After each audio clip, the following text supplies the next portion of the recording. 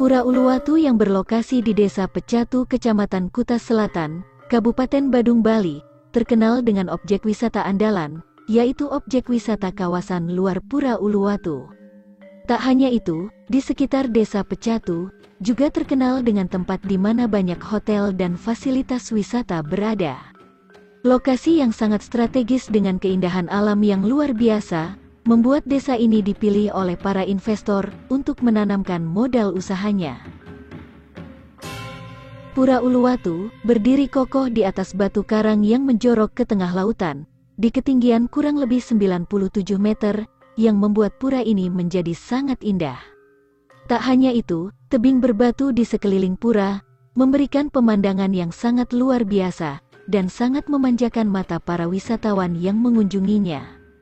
Keindahan panorama di sekeliling Pura Uluwatu akan semakin memukau para wisatawan pada saat matahari terbenam yang dapat dinikmati dari beberapa sisi tebing di sekitar pura. Apalagi kemudian kehadiran tari kecak Uluwatu yang dipentaskan di panggung terbuka membuat tempat wisata ini semakin diminati oleh wisatawan seluruh dunia. Mengenai sejarahnya, tidak diketahui secara jelas kapan Pura Uluwatu dibangun oleh Empu Kuturan atau Empu Rajakerta pada masa pemerintahan suami istri Sri Masula Masuli pada sekitar abad 11. Ada fakta menarik dari peninggalan sejarah di Pura Luhur Uluwatu. Peninggalan kuno di pura ini berupa Candi Kurung atau Kori Gelung Agung yang menjulang megah membatasi areal Jabat Tengah dengan jeroan pura. Diprediksi, pura ini sudah ada sejak abad ke-8. Candi kuno itu menandakan hitungan tahun Isaka dengan Candra Sangkala Gana Sawang Gana, yang berarti tahun Isaka 808 atau sekitar 886 Masehi atau sebelum datangnya Empu Kuturan ke Bali. Pura Luhur Uluwatu mempunyai peranan penting dalam Ista Dewata Bali. Dalam Padma Buana di Bali, Pura Uluwatu terletak di daerah barat daya, di mana merupakan tempat memuja Dewa Rudra. Selain posisi geografis, keunikan lain dari Pura Luhur Uluwatu adalah arah pemujaan yang menuju barat daya. Umumnya, di beberapa parahyangan lainnya di Bali, pemujaannya menghadap ke utara dan timur. Ketika melihat di sebelah kiri sebelum memasuki candi, terdapat pelinggih dalam jurit. Ada 3 tugu Trimurti, yang merupakan sebuah tempat memuja Dewa Siwa Rudra. Di Jabat Tengah ini, jika menoleh ke kiri lagi, ada sebuah bak air, yang selalu berisi air, meskipun musim kering sekalipun. Hal ini dianggap suatu keajaiban, dari Pura Luhur Uluwatu. Sebab, di wilayah Desa Pecatu, seperti diketahui, adalah daerah perbukitan batu karang berkapur, yang mengandalkan air hujan. Karena adanya keajaiban, maka bak air tersebut kini dikeramatkan dan biasanya digunakan untuk kepentingan tirta suci. Kemudian selanjutnya, dari Jabat Tengah, masuk melalui Candi Kurung. Candi Kurung ini diperkirakan dibuat sekitar abad 11 Masehi, jika dihubungkan dengan keberadaan Candi Kurung bersayap yang ada di Pura Sakenan.